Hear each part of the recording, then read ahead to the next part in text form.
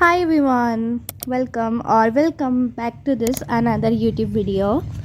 So yeah, this was the clip of 29th of May जब मुझे sudden motivation आया पढ़ाई करने का, क्योंकि मैंने पूरा दिन वेस्ट कर दिया था। लिटरली मैंने पूरा दिन वेस्ट कर दिया था, कुछ भी नहीं करा था मैंने। नई वीडियो शूट की थी। वीडियो शूट तो जब भी करती जब पढ़ती मैं।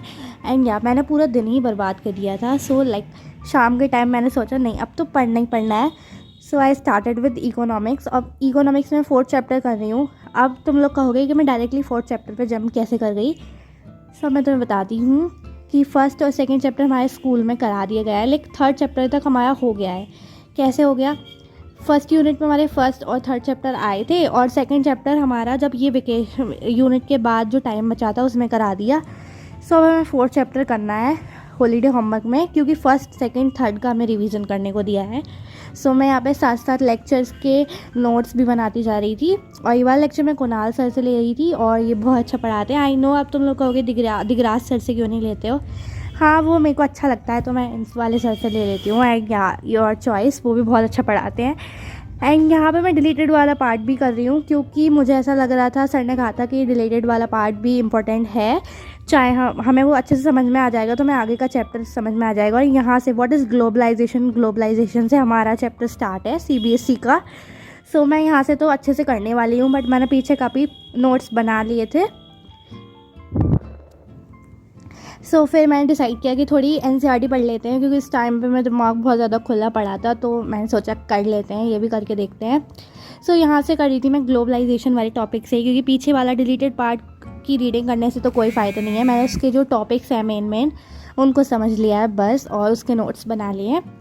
एंड या फिर मैं केस स्टडी भी पढ़ने की कोशिश कर रही हूँ। और पता क्या हुआ था, मैं NCERT पढ़ने का सोचती तो बहुत दिल से हूँ, पर उसके बाद जब मैं पढ़ना स्टार्ट करती हूँ, लिटरली मैं बता रही हूँ अपने एक्सपीरियंस से, रियलिस्टिकली मैं बोल रही हूँ, इतना ज़्यादा अजीब लगने लगता है कि कुछ समझ में नहीं आता है। अगर एक लाइन समझ में नहीं आती ना, ऐसा लगता है कि कुछ भी नहीं समझा। और एक बार पढ़ने के बाद तो मैं भूल ही जाती हूँ। 2-3 बार नहीं पढ़ोगे ना, तो तब तक तुम्हें याद नहीं रहेगी। बट हाँ, जब हम नोट्स बना लेते हैं तो हमें काफ़ी हेल्प मिल जाती है। फिर जितना मुझसे हुआ मैंने उतना कर लिया। उसके बाद मैंने एज अ ब्रेक आइसक्रीम खाई, जो कि मेरी मोस्ट बहुत फेवरेट है। दोनों ही खा गई थी मैं, अपने भाई की भी और मेरी भी। और उसके बाद मुझे ऐसा फील हो रहा था कि मेरे बॉडी में ब्लड की जगह चॉकलेट बह रही है। एनीवेज ये रही मैं, और ये मैं कूलर की हवा में अपने चुड़ैलों जैसे बालों को उड़ा रही हूँ। अब मैं पता नहीं क्या बोल रही हूँ, अब तुम सुन लो। और या तो हाँ, मैं अराउंड 11 PM के रात को सो गई थी। अब मुझे भी नहीं पता मुझे इतनी ज़्यादा नींद क्यों आ रही थी। मैं उस टाइम पे तो सोच लिया था कि मैं सो जा रही हूँ, क्योंकि उस टाइम पे मेरे को कुछ नहीं सूझ रहा था। नींद ही नींद आ रही थी। पर हाँ, मैंने 4 बजे का अलार्म सेट किया था मॉर्निंग में उठने का, बट वो भी नहीं हुआ। मैं कितने बजे उठी, इतनी ज़्यादा लेट उठी। तो फिर उठती मैं कॉफ़ी बनाई।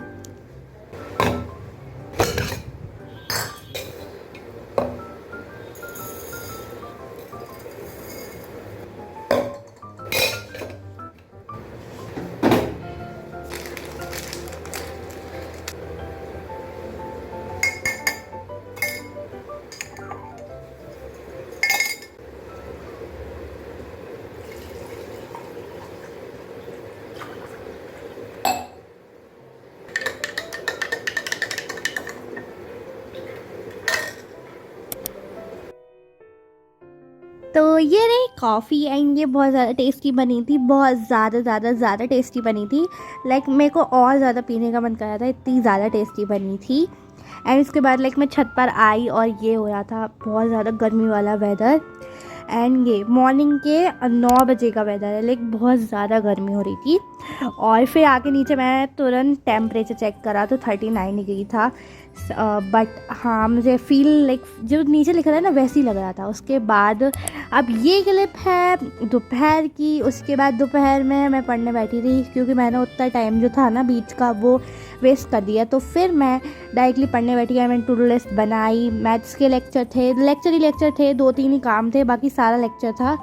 सो फाइनली फिर मैं पढ़ना स्टार्ट किया। तो I started with NCERT practice, और यहाँ पे मैं 8.1 कर रही थी, क्योंकि ट्रिग्नोमेट्री में मैंने लेक्चर्स ले लिए हैं, 2-3 लेक्चर हो गए हैं। तो एक लेक्चर और लेना था मुझे, क्योंकि लेक्चर काफ़ी बड़े बड़े होते हैं। अगर हमारा 1 hour 30 minutes का भी लेक्चर है तो उसे लेने में हमें पूरा डबल टाइम लग जाता है, लाइक अराउंड 3 आवर तो लग ही जाते हैं, क्योंकि हमें साथ साथ क्वेश्चन प्रैक्टिस भी करने होते हैं, नोट्स भी बनाने होते हैं। ऑब्वियसली मैथ्स में भी नोट्स बनते हैं, सो कुछ क्वेश्चंस करने में भी टाइम लगता है, और सब बहुत सारे क्वेश्चंस कराते हैं, तो उस वजह से तो और ज़्यादा।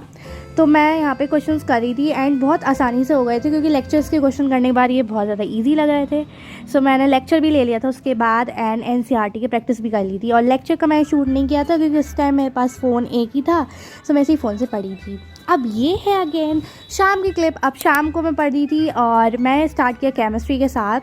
तो मैंने लिखा था तो टू डू लिस्ट में कि मैं लेक्चर लूँगी, बट मैं सोचा कि लेक्चर लेने से पहले मैं रिवाइज़ कर लेती हूँ, क्योंकि मैंने बहुत दिनों से केमिस्ट्री नहीं करी है। लाइक मुझे 8 to 9 डेज़ हो गए, मैंने इस चैप्टर को यहीं पर छोड़ दिया और सब्जेक्ट करने स्टार्ट कर दिए। सो आज फाइनली मैं केमिस्ट्री कर रही थी, और यहाँ पे मैं नोट्स को रीड कर रही थी और अच्छे से मेमोराइज़ कर रही थी कि क्या क्या था। कुछ इक्वेशंस, केमिकल रिएक्शंस वगैरह भी थी, सो वो भी मैं याद करती जा रही थी। बट हाँ, ये चैप्टर काफ़ी बेसिक है, तो ये मुझे बहुत अच्छा लगा। लाइक अभी तक तो मुझे केमिस्ट्री काफ़ी अच्छी लगी। तो हाँ, एंड ये वाला चैप्टर मेरे हिसाब से मुझे काफ़ी सही लग रहा है, इसमें ज़्यादा कुछ मेमोराइज़ करने को नहीं है।